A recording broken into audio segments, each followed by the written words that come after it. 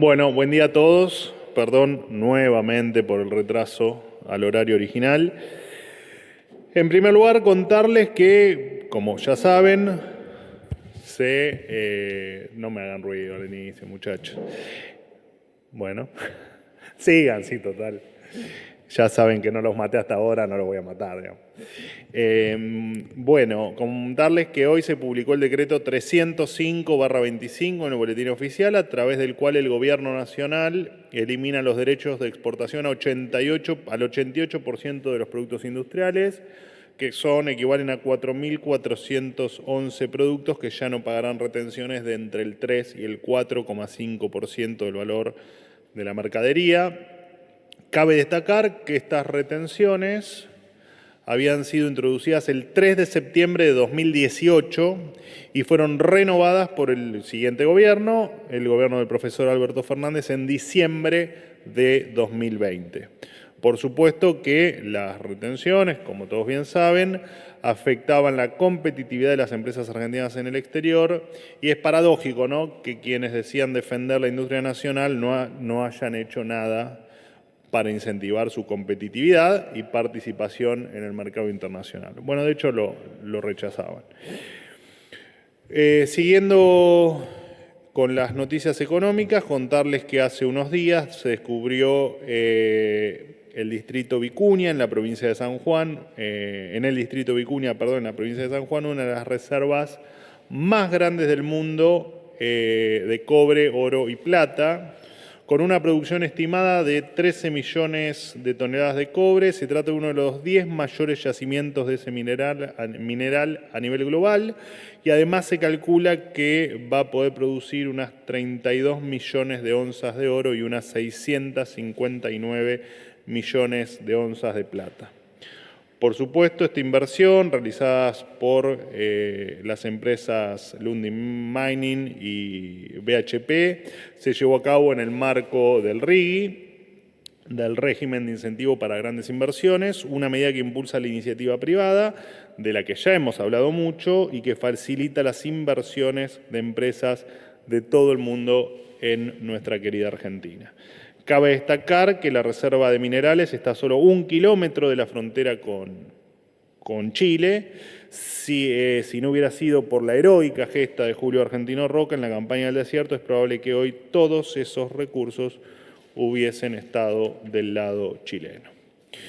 Por otro lado, contarles que la Administración de Parques Nacionales, la APN, revocó el comodato que tenía desde 2008 con ATE para gestionar el edificio La Pastera, ubicado en el Parque Nacional Lanín.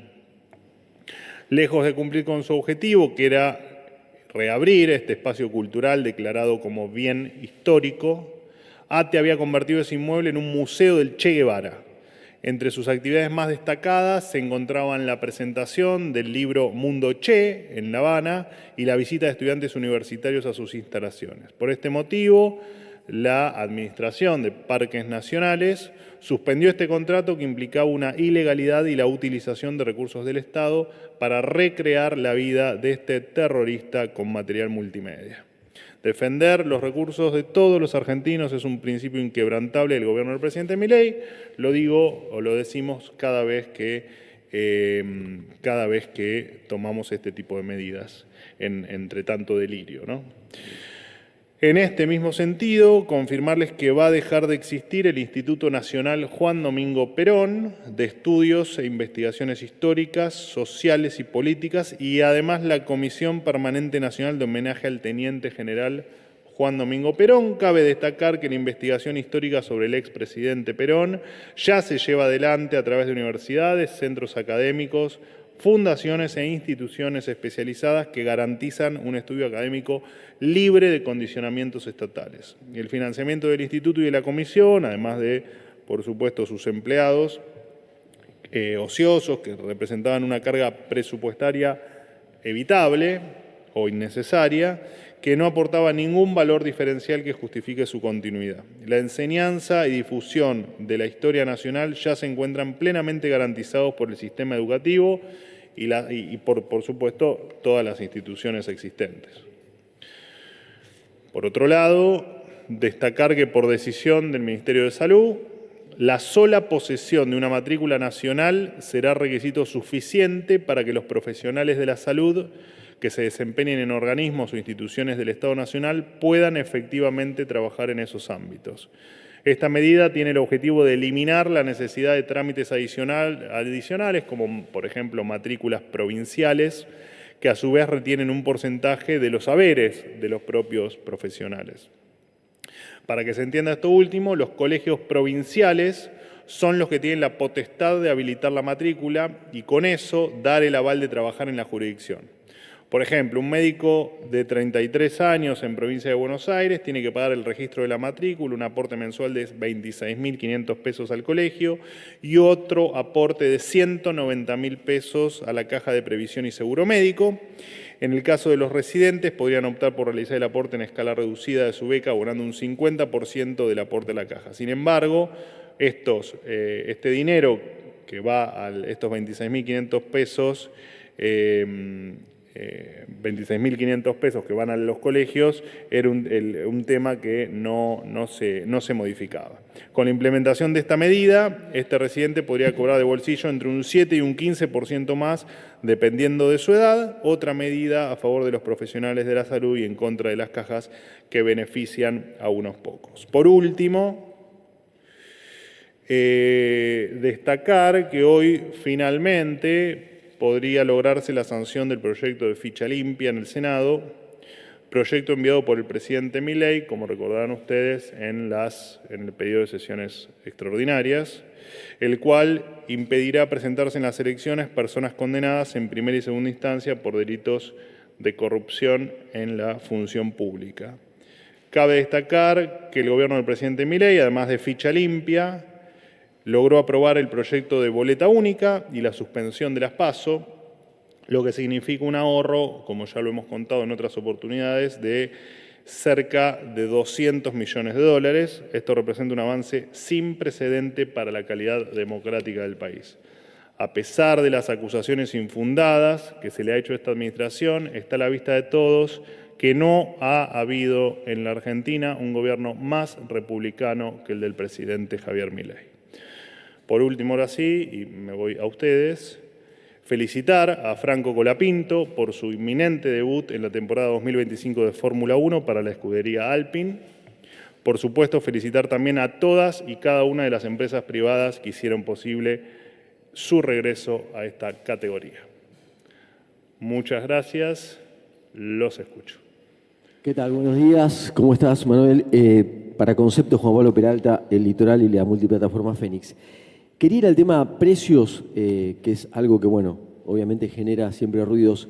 Y por estas reuniones que está teniendo justamente el ministro de Economía, Luis Caputo, con supermercadistas y demás, por estos aumentos del 9% más o menos, él ya había marcado algunas empresas de alimentos como Molinos, Unilever y demás.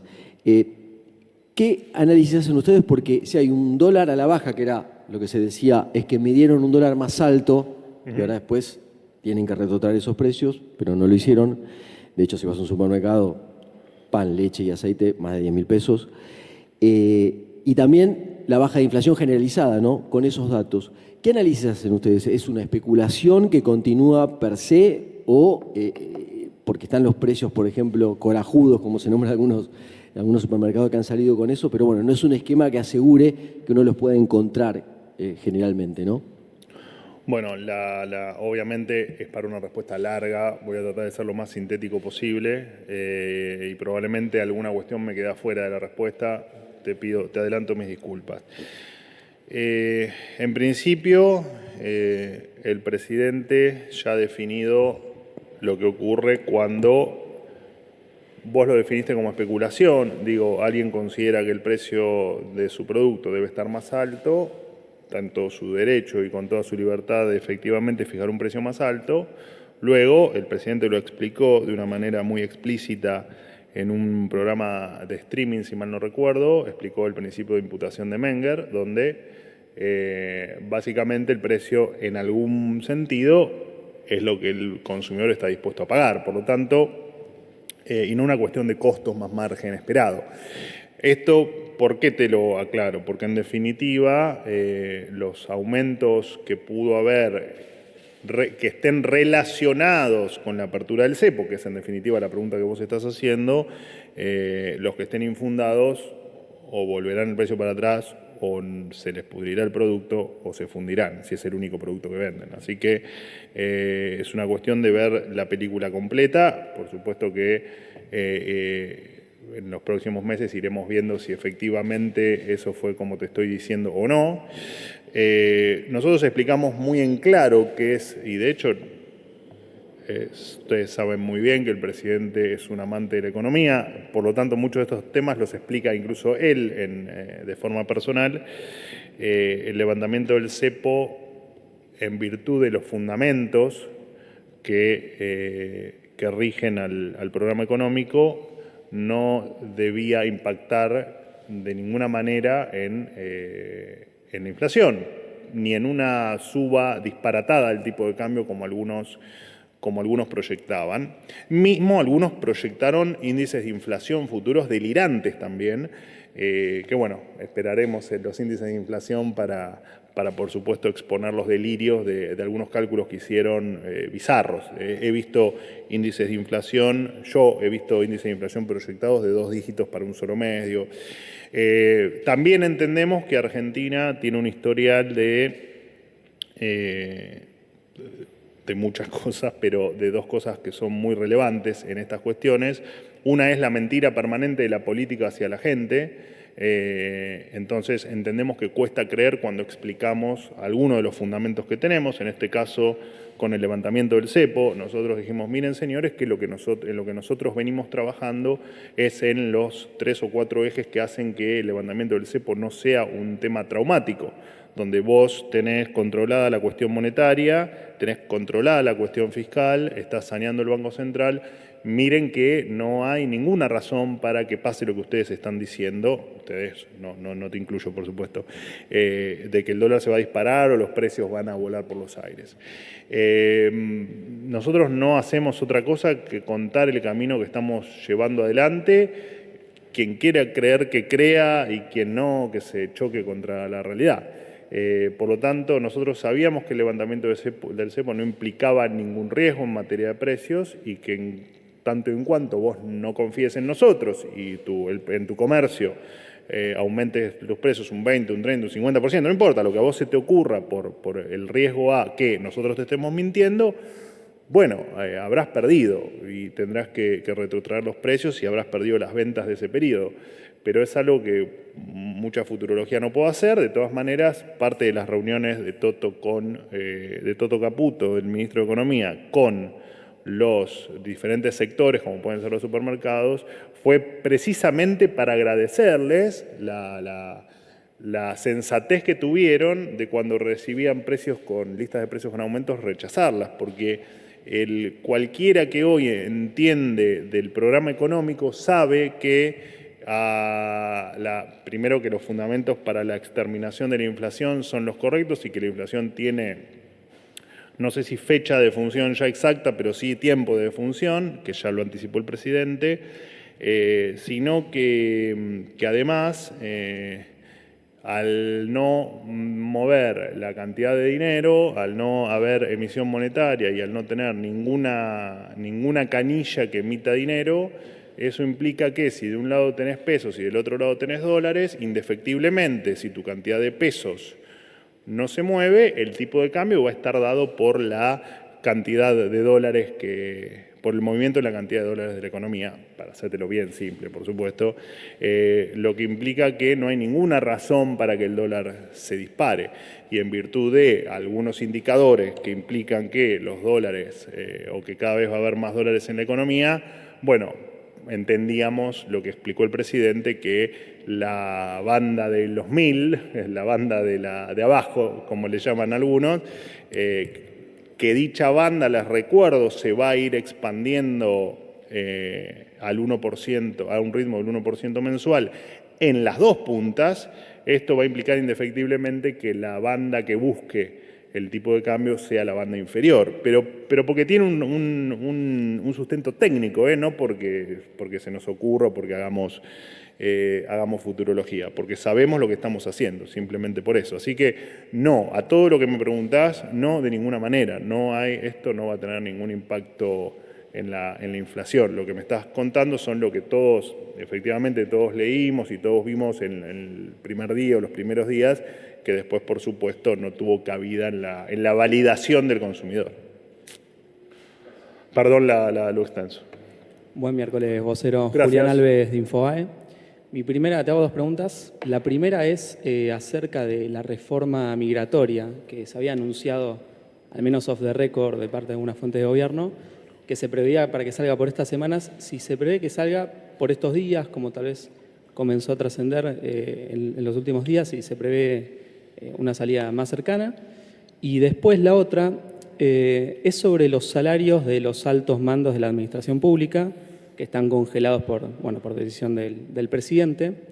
Por lo bajo trascienden algunos malestares de parte de directores nacionales, subsecretarios, al respecto de este atraso, obviamente, y la competitividad que tienen estos salarios, la baja competitividad con respecto al sector privado. Y comienza a emerger la cuestión de a ver cómo se puede resolver cierto aumento salarial.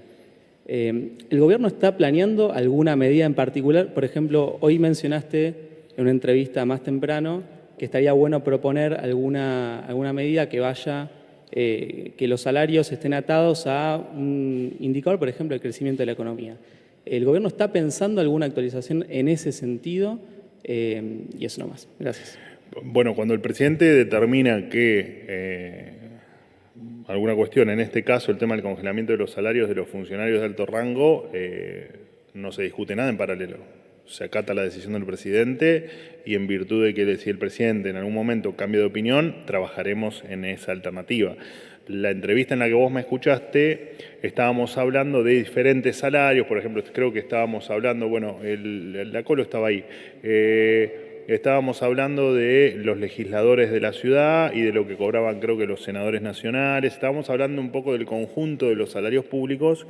Entonces, lo que dije es que en lo personal creía que las remuneraciones públicas de todas las jurisdicciones y de todos los ámbitos de arriba hacia abajo, del primero al último, del presidente al último eslabón, debían tener una congruencia todas con todas. Eso es lo que había dicho. Y que entendía que podíamos ponernos de acuerdo, cosa que es imposible, porque te tenés que poner de acuerdo en los tres niveles de gobierno, lo cual es imposible, porque tendrías que ponerte de acuerdo la nación con 24 jurisdicciones, con 2.284 municipios. Sería imposible ponerse de acuerdo, pero que entendía que tenía que tener alguna relación con alguna variable.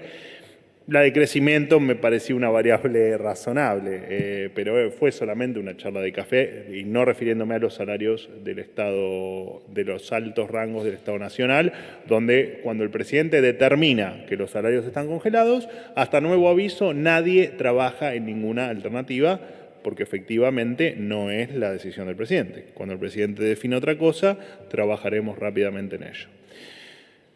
¿La otra pregunta? Lo de la reforma migratoria, sí, la reforma migratoria no en off. De hecho, si mal no recuerdo, yo a fin del año pasado, principios de hablé de la reforma migratoria que se estaba trabajando y efectivamente es algo de corto plazo. Es probable que más temprano que tarde conozca la luz, conozca los ojos de los periodistas. No lo sé. No damos fecha determinada y cuando la damos hay muchas cuestiones que no damos.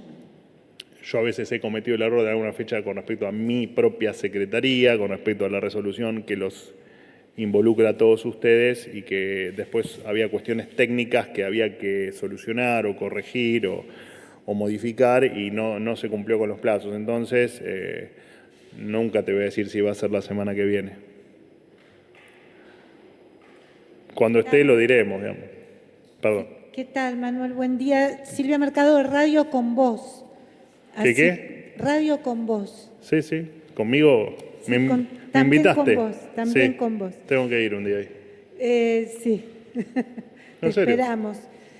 Manuel, quisiera ver si nos podés aclarar o dar el sentido o el objetivo de la campaña del presidente acerca de no odiamos lo suficiente a los periodistas. Si no crees que genera violencia, tenemos el caso del periodista Roberto Navarro, que fue agredido violentamente en la calle. Y te quería preguntar en relación a esto, si vos o el presidente conocen esa reflexión que hizo Juan Domingo Perón en su última presidencia, cuando dijo: llegamos con el periodismo en contra, llegamos con los diarios en contra, no fuimos con los diarios a favor. Bueno, habría que preguntarle, ya no se puede porque murió, pero habría que preguntarle por qué. De igual manera... Algo te puedo explicar. Contame. Lo que pasa es que, bueno, no es la voz de Perón la tuya, entonces tal vez no sea... No sé si será fidedigna el personificar a Perón en voz, pero... No, definitivamente Parate no. si querés. Lo que pretendía, el objetivo, digamos, la reflexión que hacía Juan Domingo Perón ya en su tercera presidencia es que cuando llegó en 1946 al poder, los diarios decían que era imposible que llegara a la presidencia, lo criticaban mucho. Con el presidente Milei decían lo mismo. Exacto, por eso, y cuando se fue, estaban los medios decían, silenciados. bajate Milei, ¿te acordás? Sí, y cuando se fue Perón, los medios estaban silenciados, censurados, en muchos casos autocensurados por temor a la violencia o incluso más, digamos, otros temores, como por ejemplo no tener papel de diario en ese momento, que lo manejaba el Estado. Es decir, los medios escribían lo que Juan Domingo Perón quería. Y así todo se tuvo que ir. No es el caso, imaginarás. De hecho, Entonces, me estás haciendo una pregunta. Me pregunto yo, ¿no es una reflexión pertinente para este caso? Es decir, Milei ha sido presidente sin los medios a favor. ¿Por qué esta campaña en contra de los periodistas y de los medios?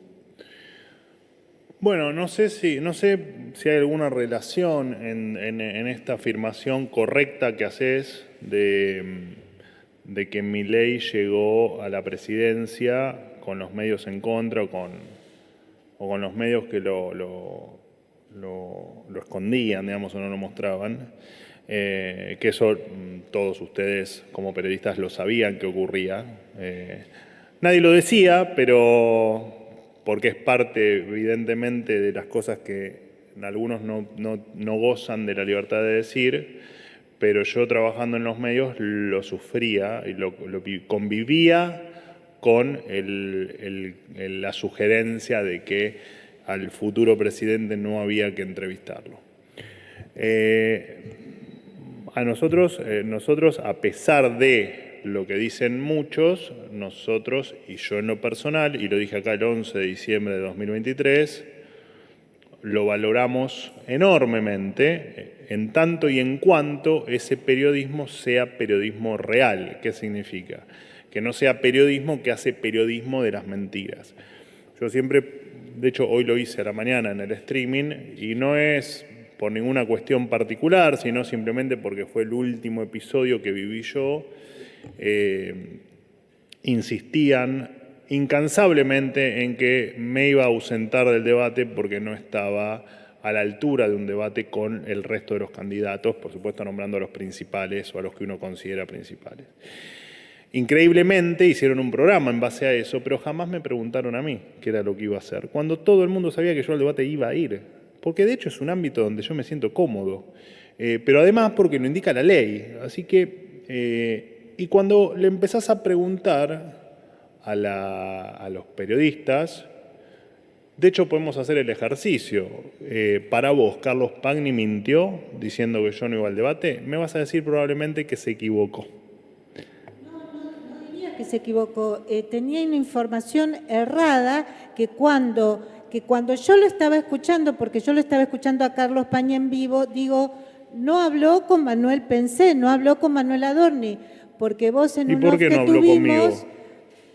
porque no habrá hablado con otra fuente. En un off que tuvimos, nos adelantaste que vos a ese debate ibas a ir. Entonces, Sí. O sea, yo lo dije, sabía todo "Está el mundo que yo iba a ir al equivocado". debate. No sé si todo el mundo. Lo sabía todo el mundo es que muy yo iba a ir al probable debate. que Carlos Pañi no lo supiera, Manuel. O sea, O sea, se equivocó, no mintió. se equivocó, pero ¿por qué va a dar una información difícil, que le consta que es falsa? No tiene ningún sentido, Manuel. No, nosotros somos periodistas, no somos... No, igual esto no es un tema con Pagni, es un tema en general que pasa muchas veces. A mí me pasa muchas veces con la Secretaría de Comunicación, la cual presido, ¿no? Sistemáticamente están haciendo informes de que aumenté la planta de empleados. Y yo explico con una paciencia infinita que debe ser una de las áreas donde más se redujo personal y presupuesto en todo el Estado Nacional. Y sin embargo, siguen publicando Hoy, por que, ejemplo, en ámbito financiero. bueno, en ámbito financiero, por alguna esquizofrénica razón, hace algún tiempo que están poniendo cosas que distan de la realidad por mucho. Ahora, lo extraño es que no pidan validación conmigo cuando todo el mundo sabe que yo, con algún retraso, con algún delay, por supuesto, porque estamos todos con mucho trabajo, pero ustedes saben muy bien que yo trato de contestar todos los mensajes y si no, Javi Lanari, consta. te agradezco mucho que lo digas. Por lo tanto, llama la atención cuando dan información sin ir a la fuente, cuando uno entiende que es una de las principales cuestiones que el periodismo debe hacer. Pero esto no es una crítica a todo el periodismo, esta es una crítica puntual a cada uno de los medios y periodistas que trabajan para esos medios que tienen actitudes extrañas para al menos para con nosotros, que es lo que vemos, ¿no? Después con el resto, la verdad es que me excede analizarlo. Por eso es que yo te digo que nosotros al periodismo le tenemos un respeto supremo. La que no le tenemos respeto es al que miente y al que entendemos que miente deliberadamente y no por un error. Bueno, de hecho, todos hemos cometido errores estando con un micrófono adelante y creo que ustedes no escapan a haber cometido errores en algún momento de su carrera. Y no está mal, porque el error es parte de ser humano y es parte de la maduración profesional en este o en cualquier otra profesión. Pero no la mentira. También los funcionarios dicen cosas que después no suceden. Pero voy al punto, no alcanza con decir, no consultó a la fuente precisa, está errado. Pañi en ese mismo programa dijo, me informan ahora otra cosa. Es decir, al aire reconoció que se había equivocado. De todos modos, es un caso puntual. El presidente Sí, te aclaré que era un caso puntual. El presidente generaliza, ¿no genera violencia esta generalización? No, yo creo que no generaliza el presidente. Es una larga charla para tener durante mucho tiempo, que de hecho la podríamos tener si quieren en otro ámbito o en otra reunión, pero el presidente jamás se refiere a los periodistas como a todos los periodistas, sino que todo el mundo sabe muy bien a quiénes se refiere o a qué grupo de periodistas se refiere y es a los que él siempre denominó como los periodistas que mienten, los periodistas mentirosos y que usan esa mentira para beneficio propio o para beneficio de su grupo, que en definitiva es beneficio propio. Pero lejos estamos de tener, primero, no compatibilizamos con la violencia de ninguna índole, no solo los periodistas, no compatibilizamos con ninguna. Porque me nombraste el episodio de Roberto Navarro, con quien me puse en contacto y con quien no solo me solidaricé, sino que además nos pusimos a disposición para lo que necesite. Nada está relacionado con que los periodistas mientan y nosotros lo marquemos o el presidente a su estilo lo marque también en sus redes sociales. Que es la única arma que tiene el presidente, la única arma comunicacional que hoy tiene el presidente, más allá de sus apariciones públicas en conferencias, es su cuenta de X.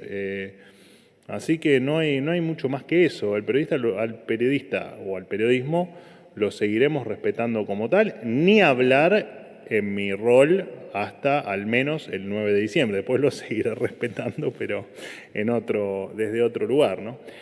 No sé si quedó, pues me parece un tema interesante, no sé si quedó bien contestada la pregunta. ¿Todo bien? ¿Estás contenta con Colapinto? Bien, ¿no? Manuel, buen día. Hernán Mundo de Radio Nacional. Si puede ser, te hago dos preguntas. Veníamos bien, ¿eh? Una pregunta por periodista. Dije, hoy me voy. ¿Hubo alguna...? Y no. Habla tranquilo. Doble, ¿no? ¿Sí? Bueno, a ¿Qué ver. estás en vivo en una radio? ¿De qué radio era? Mandarles un beso. Quería preguntarte, bueno, ayer un conflicto que en realidad está latente, un paro que no tiene resolución. De hecho, ayer la UTA finaliza la jornada diciendo que, de ser necesario, no dudaremos en profundizar las medidas si las empresas y los funcionarios no nos quieren escuchar. Aquí fuentes de gobierno dicen que no habrá mejoras, no habrá subas en subsidios, no habrá corrección en tarifas. Entonces la pregunta sería, ¿cómo se resuelve esta cuestión? Ayer, según señaló el propio gobierno, hubo 4 millones de personas que se quedaron sin poder viajar. Estamos en presencia de un conflicto permanente. Hay posibilidades de avanzar en algún tipo de esencialidad respecto al transporte público. Y por otro lado, un debate que sé que viene desde hace muchos años, pero si en definitiva también no sigue rigiendo una disparidad muy marcada en materia de tarifas con aquellas personas que seguramente nos están escuchando y que pagan el boleto 1.100, 1.200, 1.500 pesos en algunas provincias argentinas y aquí lo pagan 400 o 500 pesos. Esa es una pregunta. La otra tiene que ver con lo sucedido en Venezuela a partir de, bueno, el fin de la reclusión, el operativo que ha destacado el gobierno, en donde remarcan la acción de los Estados Unidos. ¿Qué pasa con el gendarme Nahuel Gallo? Más allá de no dar detalles, obviamente por razones de seguridad, ¿la Argentina está más cerca de lograr la liberación de Nahuel Gallo? ¿Está más cerca? ¿Está más lejos? ¿Está igual? Y por otro lado, ¿entienden que el régimen de Nicolás Maduro extorsiona con este tipo de detenciones a cambio de que se le liberen determinadas sanciones? Gracias. Bueno, los dictadores son todos extorsionadores por naturaleza. En primer lugar, a tu pregunta, aprovecho para agradecerle a los Estados Unidos, por supuesto a Marco Rubio en su calidad de secretario de Estado y al presidente Donald Trump por la exitosa operación de extracción. Obviamente no hubo negociación aquí. Y por supuesto que vamos a seguir trabajando para la liberación del gendarme Nahuel Gallo, quien por supuesto, como todos saben, fue secuestrado ilegalmente por la dictadura venezolana. Para nosotros su libertad es prioridad, también es una obviedad, pero siempre es bueno aclararlo, y se sigue trabajando en la más absoluta confidencialidad, por supuesto los riesgos inherentes a un secuestro, como lo hemos hecho con esta extracción que se comenzó a trabajar con el inicio de la era Trump y que, bueno, recién ahora se conocieron los resultados públicamente. Con respecto a los esquemas de tarifas, las diferencias con otras provincias y todas las micropreguntas que me fuiste haciendo dentro de la pregunta original, lo cierto es que, de hecho, justamente ayer tuve a la salida de gabinete, hablamos de ese tema no puntualmente el transporte, pero hablamos del tema de algunas distorsiones que todavía existen en cuestiones tarifarias y se está trabajando en resolverlas. No olvidemos jamás el desastre en el esquema tarifario que hemos heredado, no solo vos me hablás de transporte, pero ocurre en el resto de los servicios públicos, como puede ser la energía eléctrica, el gas, incluso el agua. Así que se está trabajando para corregir esas. Entendemos que existen todavía cuestiones por mejorar y estamos trabajando en ello. En algún momento lograremos salir del infierno en el que nos han dejado en materia tarifaria, que además es una cuestión inmensamente injusta. Yo lo he comentado con ustedes infinidad de veces de cómo los subsidios en algún punto terminan siendo injustos, ¿no? Más cuando eran absolutamente discrecionales al AMBA, refiriéndome, por supuesto, a la pregunta que vos me estás haciendo. Así que trabajando en ello, mi buen amigo, para corregir lo que haga falta. ¿Deben dar una respuesta a los reclamos, en este caso de los trabajadores de colectivos? Nosotros no vamos a ceder ante extorsión de un gremio que entendemos que lejos está de pelear por una cuestión estrictamente salarial, sino que la connotación política siempre está presente en este tipo de cuestiones que vos lo marcaste muy bien. Lo único que hacen es arruinarle el día de trabajo o el día de estudio o el día de tratamiento médico a 4 millones de argentinos. Última pregunta. ¿Qué tal, Manuel? Buenos días. Fabián Walman para FM de la Patriada.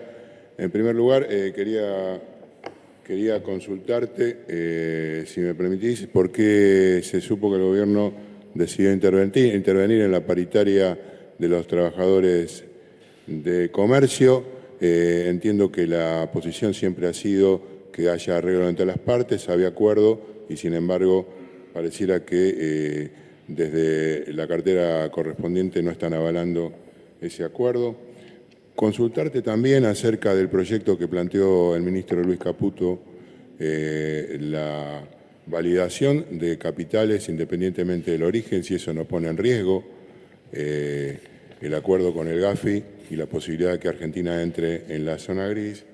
Y si me permitís una tercera, la ministra de Seguridad, Patricia Bullrich, ha tenido un extenso y largo recorrido en su devenir político. Se afilió ayer a la Libertad Avanza, su sexta participación dentro de una, justamente dentro de una partido político. Quería preguntarte si ustedes confían plenamente y si no tienen algún tipo de signo de interrogación, que con lo que ha hecho a lo largo de su carrera política no lo vuelva a hacer con el presidente Milei y se reitere esa posibilidad. Gracias.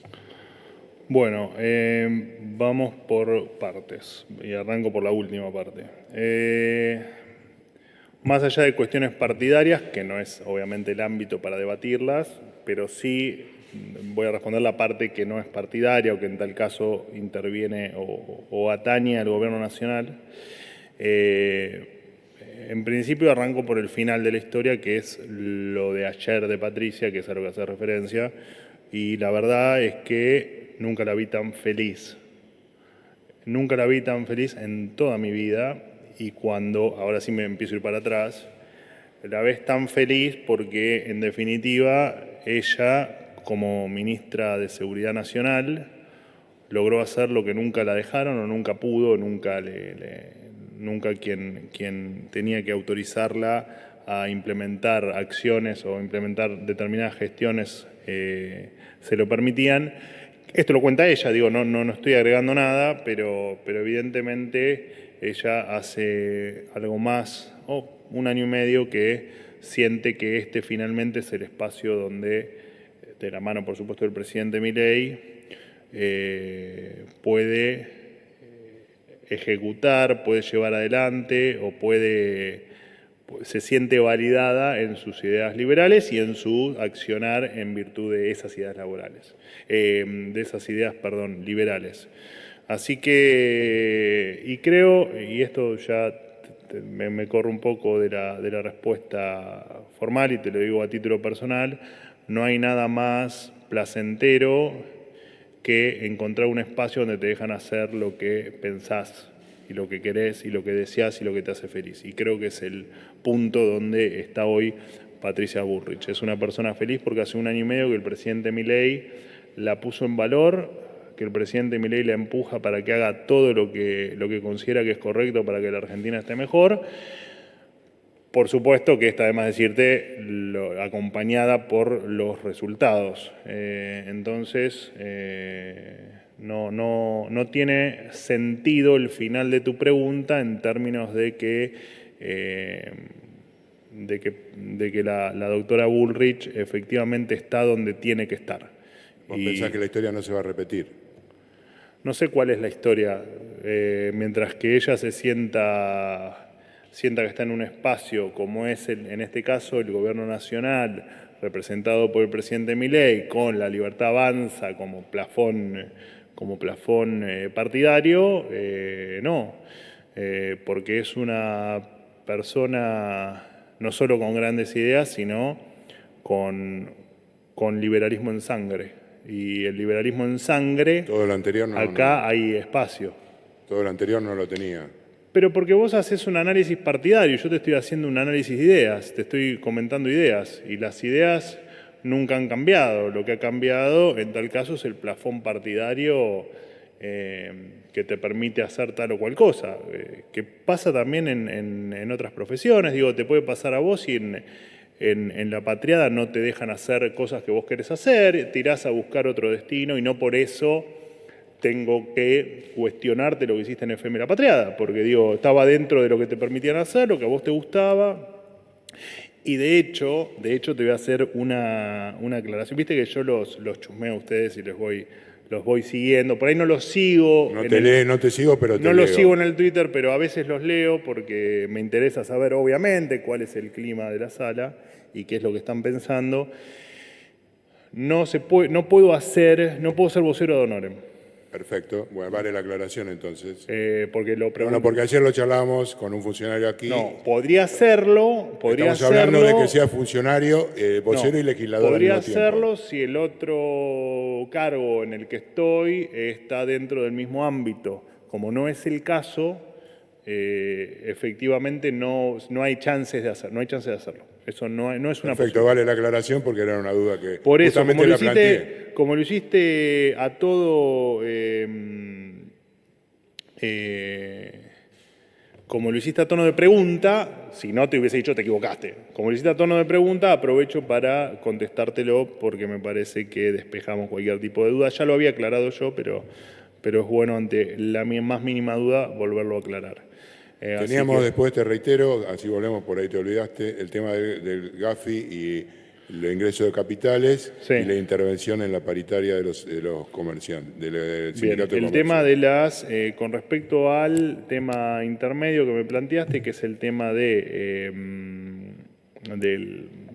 le decís la GAFI, pero en definitiva es si las medidas pueden impactar en alguna calificación internacional o en alguna relación en términos de transparencia o de cuestiones de lavado de dinero, que entiendo que va por ahí la pregunta. Claramente no vamos a hacer nada que implique que no va a haber ninguna resolución, ninguna medida, ningún decreto ni nada que vaya en contra de lo que a Argentina le hace bien y a lugares donde a la Argentina le ha costado mucho llegar. Y no estaría planteado ninguna medida que implique caer en alguna lista gris, sea GAFI o sea cualquier otra el título que me pongas, ¿no? Luis Caputo, ayer en el reportaje, no avala, digamos, el ingreso indiscriminado de capitales. Es que no dijo eso. Dijo que podían sacar del colchón o de donde quisieran el dinero. Que no implica lo que dijiste recién. O sea, bueno, estamos hablando de, por eso, de dinero que no está formalmente ingresado en la economía. La pregunta infiere que nosotros vamos a cometer un acto ilícito y eso no va a pasar. Por eso es que, más allá de alguna declaración superficial del ministro Caputo, porque claramente estoy hablando de este tema con el ministro Caputo, lo que ha dicho fue superficial en términos de lo que va a ocurrir, que va a ser, entiendo que también en el cortísimo plazo, que lo vamos a conocer cuando efectivamente esté terminada las modificaciones, no antes, no especulen. No tiene que pasar por el Congreso, nada. No especulen que cuando esté el camino a seguir y las medidas las vamos a anunciar, probablemente lo haga yo y después haya alguna conferencia de prensa adicional para explicar los pormenores técnicos, pero nada más. Y creo que me Respecto a la paritaria de comercio. Con respecto a la paritaria de comercio, no tengo detalles, por lo tanto no puedo contestarte la pregunta, pero claramente me voy a poner en tema para poder Pero contestar. vos sostenés que el gobierno puede intervenir en una paritaria donde las partes están de acuerdo o no? El gobierno puede intervenir en cualquier paritaria que no sea legal. Si esa es tu pregunta No, genérica, legal no. te respondo ¿Qué sería una paritaria ilegal? Para aclararle a los que, trabajadores de comercio que el están acuerdo viendo. pero yo no te estoy hablando del acuerdo te estoy hablando vos me preguntaste, ¿te parece Bueno, bien que el gobierno intervenga en un acuerdo entre dos partes? En tanto y en cuanto el gobierno es parte en esa mesa, mientras que si el gobierno ve que hay algo ilegal, efectivamente puede intervenir. En el caso puntual de la paritaria de comercio a la que hace referencia, no te puedo contestar porque no tengo los datos. Entonces te los puedo averiguar y contestarte, sea acá o sea en privado, digamos. Fin de la cuestión. Muchísimas gracias, un placer enorme.